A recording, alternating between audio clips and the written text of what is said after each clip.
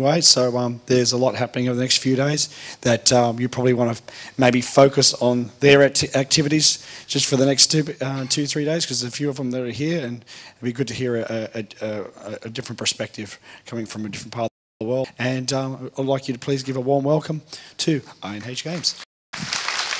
A very good afternoon to all of you. My name is Jonathan. Like what Andrew has just mentioned, I'm from Singapore. We just flew in the morning. So actually what I'm trying to do today in the next 1 hour is going to be very simple. I want this to be a sharing session in which I'm going to share with you my experience in terms of how we have been managing games. You saw how the previous presenter has been developing game, creating content, putting them on the internet, putting them into packages and selling them up. I basically care about what happened after that. How do you take care of the gamers? How to do all these things? So this has to be a very casual session. And by saying that, I will do my part first by having some prizes to be given out. I have bought a lot of prizes. So I'm going to just throw some questions. Let this be very interactive. Okay? At any one time, if you want to shoot any questions at me, just raise your hands. All right? And let me first start. Who am I? I'm basically a very, very cheeky guy. I'm not used to being very tense and very uptight. I am the Assistant Director of Product Management in IAH. By product management, it basically means that I take care of games right from the beginning, that we first license it, to the point that it has been given out to the gamers. And what I have been doing, I have been basically taking care of almost 6 games so far, mostly online games. When I say online games, it means these are free-to-play games that has been downloadable. You can download them off the web, get a free account, you can start playing them. They're free-to-play. You basically pay only when you feel like you want to pay. So I have a kid. I'm married, 34 years old. I'm where I am today because I have been given an opportunity. There is really no qualification, okay, because I basically major in mechanical engineering, but I'm doing online games right now. So it basically takes a very creative mind. You have to be very resilient, and you do everything to the best of your abilities. What do I do for a living? I take care of games, online games. I take care of gamers. Okay, I do realize that, okay, later on when you see the rest of the presentation, you'll find that the thing that I'm doing is relatively simple, but it's very, very sensitive, okay? I'm taking care of people who are investing their time and effort into a digital content. So by saying that, I'm almost like a digital virtual government. I'm taking care of a country, and I have populations to be wary of. I have every single information that I share with the gamers have to be sensitive, have to be thought through. You will find that later on. And does it pay well? Basically, it's good enough. If you look at the entire Southeast Asian market, it is a very, it is a market with a lot of potential.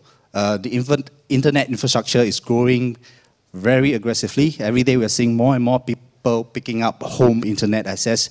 Broadband is really growing, okay?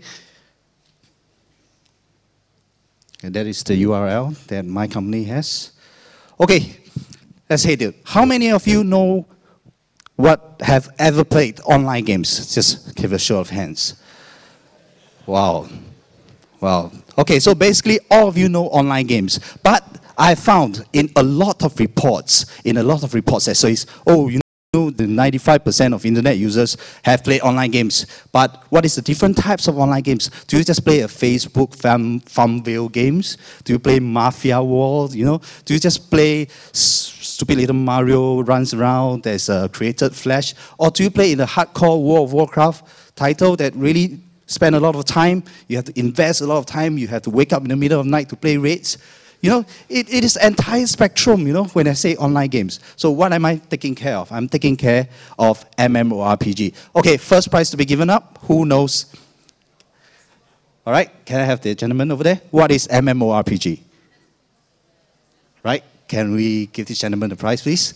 Okay, we have the first winner of the prize.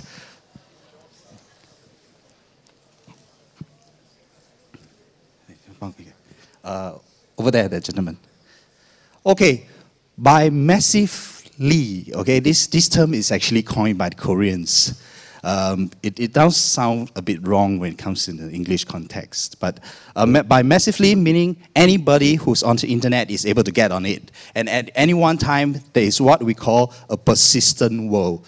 A persistent world means the world is there regardless of whether you are playing or not. And it evolves at times move. There are other players that are helping to evolve the world, evolve the virtual world. That is an MMORPG.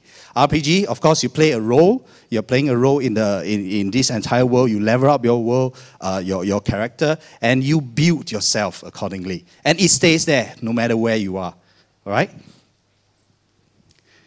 And we also take care of casual games. When we from the industry say casual games, we don't mean Farmville. All right? We mean games that allows you to go in, play a couple of matches, you manage to level up, and you get to exceed any time you want. That's what we mean by casual games.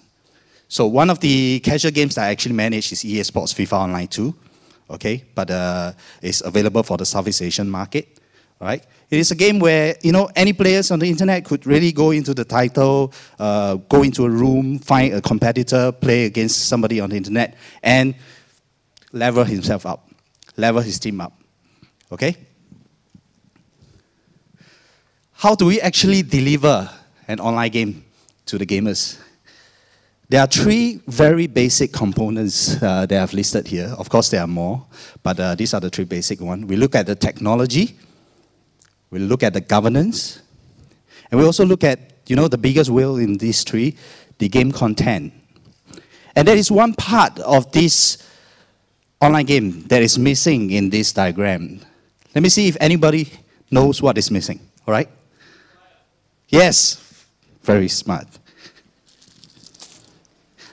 I'm going to give you this is an original soundtrack for one of the games.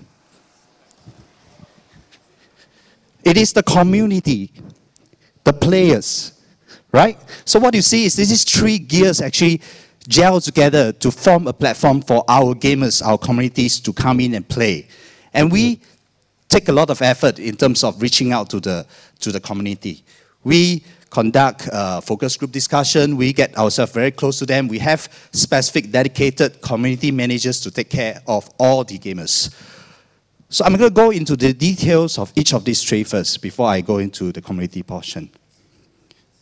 First, on technology. You need servers. You're going to need a lot of servers, let me warn you. It is always the biggest amount of capex. Okay, let's cover that up part. Are we cool down now? Does anybody know who this character is from? That deserves another prize. Anybody know who this character is from? Let me give you a hint. It's from that, all right? No, wrong. It's from the OST I just given out. All right, the guy in the front? No, it's this game. Grando Espada. Sorry, too late. All right, let me go back to the topic. Okay, let us not be distracted by this pretty girl. We need hardware. Hardware means racks, you know, those square cabinets. Okay, and by racks, I don't mean what she has. Racks, cabinet, look alike, rectangular, not round, okay, which are housing the power supply, the ventilation, the network equipment, the blades, the mounted servers on chassis, okay? Sorry? Peripherals? Peripherals, right. What kind of peripherals do you